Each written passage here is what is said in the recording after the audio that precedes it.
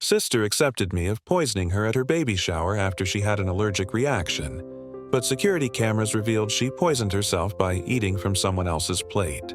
8 months ago, I experienced one of the most devastating moments of my life. I had a miscarriage. When my husband, Aaron, and I found out that we were expecting, it was one of those moments where everything suddenly felt filled with hope and possibility. We were both ecstatic. From that moment on, we started planning for our future as parents. We'd talk endlessly about what the baby might look like, who they might grow up to be, and what kind of parents we'd become. Aaron was incredibly supportive, and it felt great knowing that we were on this beautiful journey together. We didn't waste any time and began turning our spare room into a nursery for our baby. We started painting the walls a soft, calming color and discussed what kind of furniture would go best. Every little detail mattered. I bought piles of first-time mother's books, eager to learn everything I could about pregnancy, childbirth, and taking care of a newborn. It was a joyful time filled with excitement and anticipation. Then everything changed in an instant. It was late one night when I woke up suddenly with a deep, unsettling feeling that something was wrong. There was no obvious reason for it, just an overwhelming sense of dread. I rushed to the bathroom, my heart pounding in my chest. When I felt the wetness in my pants and saw the blood, I knew that something was very, very wrong. I immediately started sobbing uncontrollably. It's hard to explain the level of panic and despair that I was feeling at that moment. The noise must have startled Aaron because he came rushing in, confusion and fear written all over his face. He quickly realized what was happening and without hesitation rushed me to the hospital. The ride felt like it lasted forever, with every second dragging on painfully. When we finally arrived and the doctors examined me, I felt like I was holding my breath, clinging to any sliver of hope that the baby might be okay. But then the doctor gently delivered the news that no parent-to-be ever wants to hear. I had lost the baby. Hearing those words was like a punch to the gut. I was overwhelmed with shock, disbelief, and an unbearable sense of loss. The whole experience was nothing short of traumatic. Looking back, I still don't know how my husband Aaron managed to stay so strong during those days because I was completely shattered. After we lost the baby, I couldn't function. I couldn't eat, sleep, or even muster the strength to talk. It was as if the entire world had gone dark, and I was trapped in a fog of grief that I couldn't escape. I was working at the time, but I had to take 2 weeks off just to give myself permission to break down.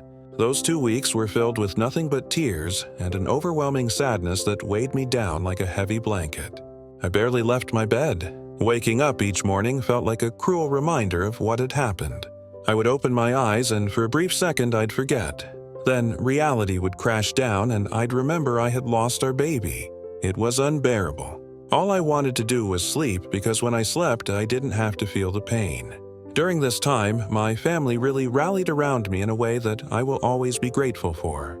My parents and my sister would constantly check on me. Every day, someone would call, text, or stop by to chat with me, even though I wasn't capable of much conversation. My cousins and relatives would visit, bearing food and fruits, trying to nourish me in ways I couldn't do for myself. But no matter how many people came or how much they cared, I was emotionally numb. Despite their best efforts, there was nothing anyone could say to make the sadness go away. Through it all, my husband was my anchor.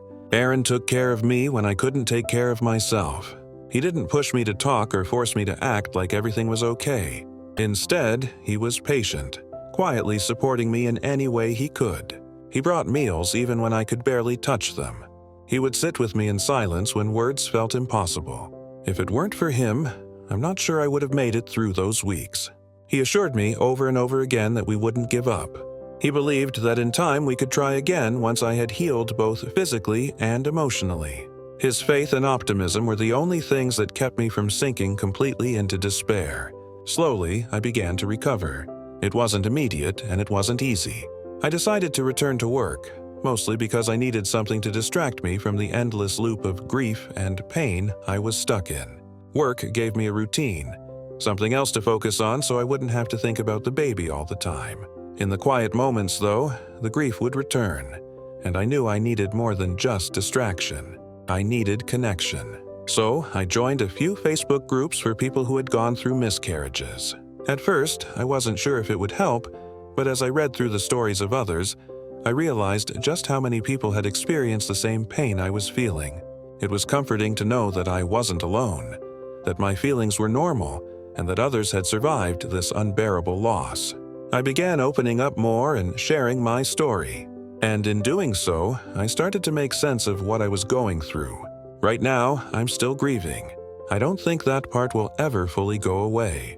But I've come to a place where I no longer constantly blame myself. That took time and a lot of emotional work. There have been so many moments where I have questioned if it was my fault, if I had done something wrong. But now, I strongly believe that some things are just simply beyond our control. I've adopted a mindset of what's meant to be, will be, and that perspective has brought me a sense of peace. I've worked hard on my healing to come this far, and I'm proud of that progress. But recently, something happened that has really shaken me to my core, and I feel like it's undone some of the healing I've worked so hard for. It happened at my sister's baby shower, which took place last week. For some context, my sister Maggie found out she was pregnant about 2 months ago. She announced her exciting news to our entire family almost immediately, but for some reason, I wasn't personally told by her. I had to find out through one of our cousins, which caught me completely off guard. It stung, not because I wasn't happy for her, but because Maggie and I have always had a good relationship. She had been there for me, especially during my miscarriage, offering comfort and support when I needed it most. So naturally, I was surprised and honestly a little hurt that she hadn't called me herself to share her happy news. When I talked to her about it later, I tried not to let my emotions get the better of me. I didn't want to make her feel bad. But I also needed to understand why she hadn't felt comfortable coming to me directly. She explained that the reason she hadn't told me was because she didn't want to spoil my mood by announcing her pregnancy, knowing that I was still grieving the loss of my own baby. I could tell that she wasn't trying to hurt me. She didn't want to add to my pain. And in her mind, keeping the news from me was her way of protecting my feelings. But I reassured her that no matter what I was going through, I would always be happy for her. I made it clear that she should never feel like she couldn't share her joy with me just because I was still dealing with my own grief. I explained that despite the sadness I carried, I would still love her baby just as much as I would have before. I was still going to be her baby's aunt, and I wanted to be a part of this new chapter in her life. It was important to me that she knew that my love for her and her baby wasn't diminished by my loss. She seemed relieved after our conversation and was happy that I was so understanding. She promised that she would keep me updated from then on, which felt like a positive step forward. Over the past few weeks, I've made an effort to support Maggie as much as I can, especially since she's going through this pregnancy largely on her own. You see, Maggie is currently going through a divorce from her husband, Tyler. The news of their divorce has been a shock to everyone in our family, including me. I always thought Tyler was a decent stand-up guy, and we had even become good friends over the course of their marriage. He had seemed so devoted to Maggie, always treating her with love and respect. I remember thinking how lucky she was to have someone like him by her side, and they always appeared happy together. That's why it came as such a surprise when Maggie told us they were splitting up out of nowhere. The reason she gave us was very vague. She said they were divorcing due to irreconcilable differences, but she didn't elaborate much beyond that. Whenever anyone pressed for more details, she simply said that Tyler couldn't handle their marriage anymore and left it at that. I did feel like there was something we weren't being told, some missing piece of the puzzle. But Maggie didn't seem eager to discuss it, and I didn't want to push her for answers she wasn't ready to give. All I knew was that Maggie needed support, and I wanted to be there for her in whatever way I could. I've even gone with her to some of her ultrasound appointments and visits to the gynecologist. Even though Maggie and Tyler are in the midst of a divorce, they have managed to maintain a cordial relationship. That's probably why my sister decided to hold her baby shower at Tyler's new place. He had recently moved into a house with a nice backyard, and Maggie thought it would be the perfect spot for all of us to gather, relax, and celebrate her pregnancy. Before the baby shower, Maggie invited me, our mother, and some of our cousins out for lunch to help her plan everything. We were excited to be part of the process, as it's customary for us to plan family events together, and this baby shower felt especially important. As we all sat down for lunch, my cousins gave me a warm hug and comforted me about my miscarriage. Even though several months had passed, they knew that grief isn't something you just move on from quickly. especially when it comes to something as personal and painful as losing a baby. As women, I think they understood what I was still going through on a deeper level. They even mentioned how brave and selfless it was of me to be there for Maggie despite my own grief. However, as we were talking, I noticed Maggie's demeanor shift. She rolled her eyes and in a firm tone told everyone to stop bringing up such heavy topics during lunch. She said we all needed to move on from my incident. Her words stung a bit. I didn't like talking about it also, but she was reacting a bit too cold. I figured she was just stressed about her baby shower and maybe didn't want the conversation to shift away from the happy event we were supposed to be planning. Later that day, when I was dropping her off at her house, Maggie joked that I was always stealing the spotlight from her after my miscarriage had happened. And then she asked half seriously if I planned on doing the same thing at her baby shower. I was caught completely off guard by her comment. I asked her to clarify what she meant by stealing her spotlight. Maggie explained that people seemed more concerned about me rather than her, and that as a result she felt brushed aside. She said that she didn't want to feel this way during her baby shower. I immediately felt bad and apologized to her. I assured her that no one intended to make her feel less important and that I would do my best to make sure my incident wouldn't come up during her baby shower. I didn't want to take away from her special day or make her feel neglected in any way. Maggie didn't say much after that. She just shook her head in disdain and our conversation ended awkwardly. I did understand that Maggie wanted to feel fully supported and loved during her pregnancy, especially with everything she was going through with her divorce. But I didn't realize that my loss had made her feel sidelined. The baby shower was 3 days ago, and I did everything I could to make sure the focus stayed on Maggie and her baby. I didn't want any attention on me. This day was about Maggie, and I wanted her to feel the support and love she deserved. But despite my efforts, several people still came up to me throughout the event, giving me warm hugs or gentle pats on the back. I know they meant well. However, with each hug or gesture of sympathy, I could sense Maggie's eyes on me.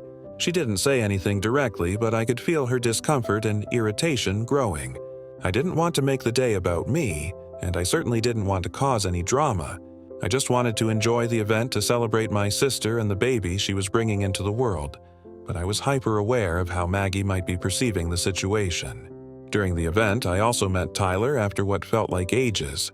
I gave him a hug and he seemed genuinely happy to see me. Despite everything that had happened between him and Maggie, it felt like we were still on good terms. He even apologized for not being there for me after everything I had been through over the past few months, referring to the miscarriage. I brushed it off as I understood that he and Maggie were also going through their own thing. Tyler had lost some weight and there was a noticeable change in his demeanor. He didn't have that same vibrant energy he used to. Instead, there was a hint of sadness in his eyes. It made me wonder how he was truly coping with the divorce and the changes in his life. Even though Maggie hadn't gone into detail about their split, it was clear that Tyler was struggling in his own way. My husband Aaron had also come to the baby shower. So he, Tyler, and the other men stayed busy in the backyard making barbecues and chatting amongst themselves. At the baby shower, everyone had brought thoughtful gifts for Maggie and her soon-to-arrive baby. It was a joyful atmosphere as each person presented their token of love and excitement for the little one. One of my cousins had crocheted a beautiful baby blanket. My father gifted Maggie a baby rocker and my mother splurged on a brand new stroller which Maggie was thrilled about. For my gift, I decided to give her a couple of parenting books that had helped me during my pregnancy, along with a baby shawl that held deep personal significance for me. This shawl was the first thing I had ever purchased when I found out I was pregnant. I remember being on a trip to Istanbul when I saw it. A delicate, beautifully woven shawl that I immediately fell in love with. I bought it with so much excitement, picturing myself wrapping my baby in it. After I lost the baby, the shawl became bittersweet. It was tied to both my happiest memories and my greatest heartbreak. But I couldn't bring myself to just throw it away. I wanted it to have a purpose, to be a part of something good. So I thought it might bring me some peace to pass it on to Maggie, hoping her baby could make good use of it. In my mind, it wasn't just a shawl. It was a gift filled with love and hope, and I thought it would bring some happiness to both me and her. However, when Maggie opened the gift and pulled out the shawl, she froze. Her expression shifted from surprise to anger. She stared at the shawl as if it were something tainted. Then she asked with visible frustration why I brought it to her baby shower. I was confused and nervously tried to explain that it was special to me and I wanted her baby to have it. I thought it was a personal gift that would come in handy. Everyone else at the shower admired the Shaw's beauty, but Maggie didn't seem to care about that. Her face grew angrier, and then to my shock, she started accusing me of trying to curse her baby with my gift. I was taken aback by her words, and I asked her what she meant by that. But before she could answer, my mother, who had been watching the exchange, spoke up and said it was inappropriate for me to give Maggie something that was originally meant for my dead baby. She explained that it wasn't right to pass down something linked to a loss to a new life. I was upset hearing her say that. I had never intended to offend my sister or make her feel uncomfortable. I genuinely thought I was offering my sister something filled with love and meaning. I quietly took the shawl back and apologized, trying to keep my composure in front of everyone even though inside I felt shattered. However, Maggie, visibly upset, doubled down and told me that just because I had lost my baby didn't mean I could now give those things to hers as hand-me-downs and that her baby deserved better than that. Her words were sharp and cut deep, and I was almost on the verge of tears.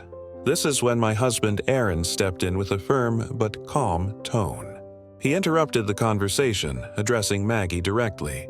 He made it clear to her that my intentions were never to hurt or upset her, and that I had only given her the shawl as my way of trying to find healing, while also showing how much I cared for her and her baby. Aaron then pointed out that if Maggie didn't like the gift, she could have spoken to me privately about it afterward. There was no need for her to insult me in front of everyone and embarrass me like that. He acknowledged that the situation was sensitive, but he emphasized that it didn't justify her reaction, especially in front of all our family and friends. Maggie seemed taken back by Aaron's directness, and I could see the tension in her face. The rest of the guests looked uncomfortable, unsure of what to say or do. One of my cousins, sensing the tension in the air, stepped in to support Aaron's point.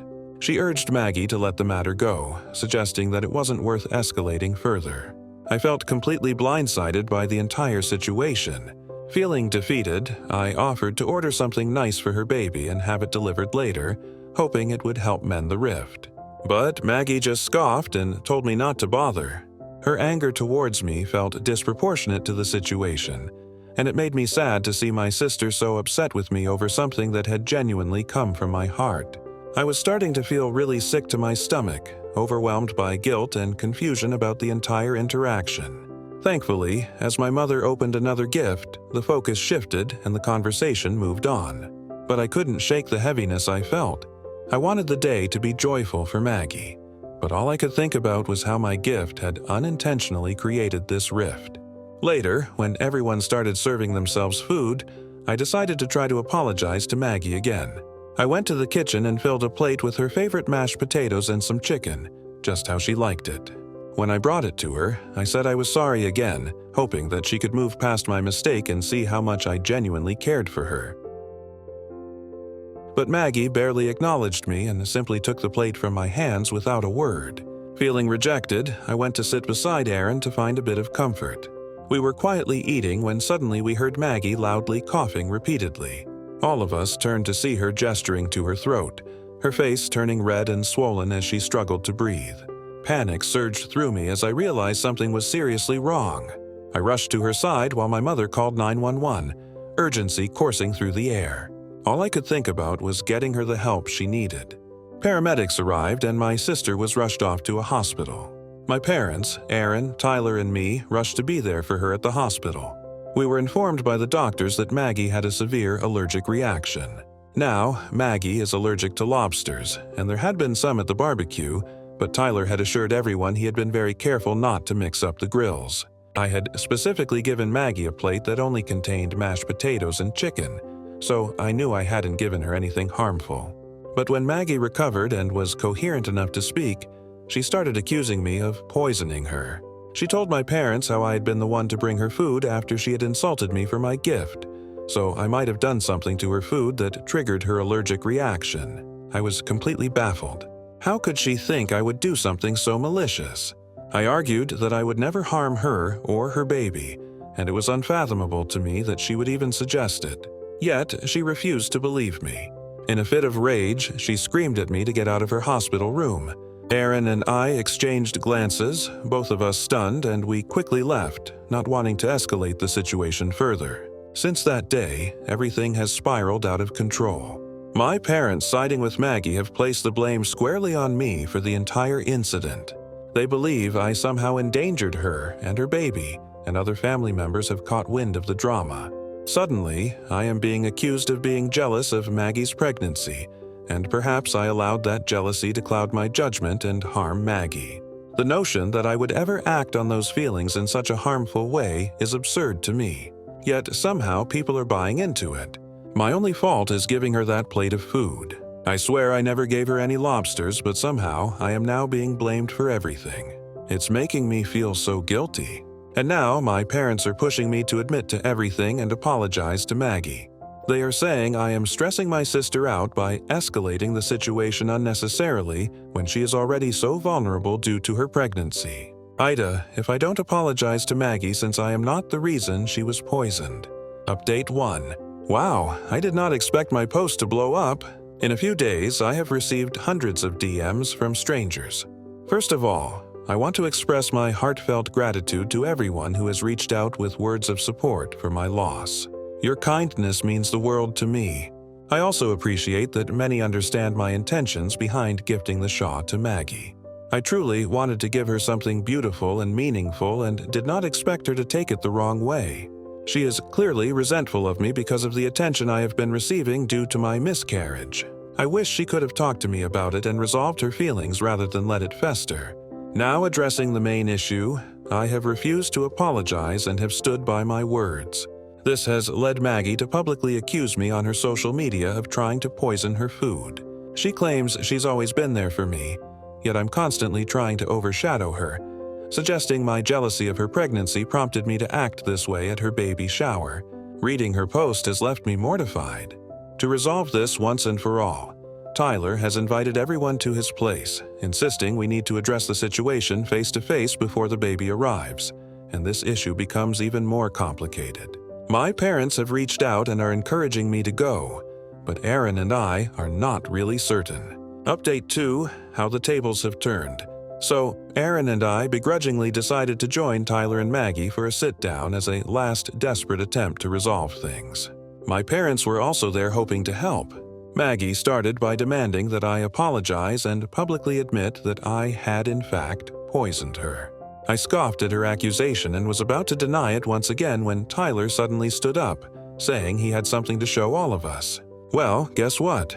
It turned out that Tyler had cameras installed all around his house, capturing everything that had happened during the baby shower.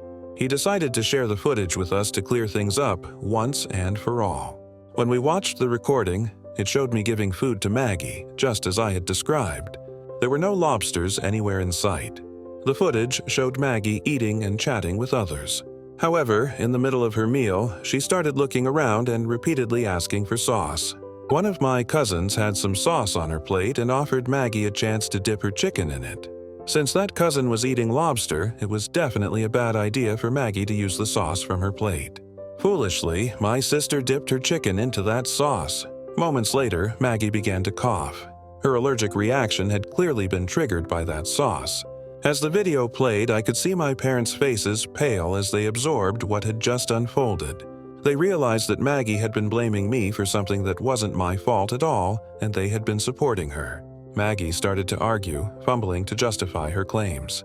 She said there's no guarantee that her reaction was caused by eating from my cousin's plate, and insisted that I might have mixed something into her food earlier.